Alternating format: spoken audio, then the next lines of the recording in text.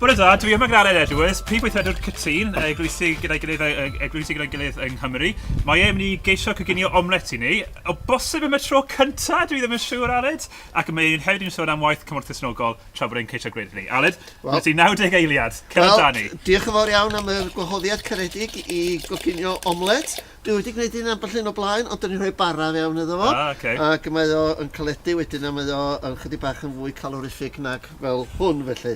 Falch iawn o fod yma, falch o roi cefnogaeth i Cymysg Ysnogol. Da ni'n gweithio efo'n gilydd ar sawl peth ynglyn â ffoduriad, newid hinsawdd, trethu, a mae hynna yn wych. A dwi am drio rwan i goginio fo yn hwn. Dyna beth sy'n angen gwneud, dyna fel dwi'n deall. Ie, dwi'n derbyn cyfarwyddiadau fan hyn. Ffrio, reit. Mae o'n edrych yn dda. Fel arfer, swn i'n rhoi bara neu rhywbeth fel mushrooms neu tomatoes beth o fewn yna fo i falu bod o'n iawn, ond dwi ddim yn obeithio, dwi'n yn credu bod fi'n gwybod digon o gras a bwyd i gyfro y risg o fita hwn ar ei ôl o felly. Wel, fi fydd yn cymryd y risg, Aled. Oce.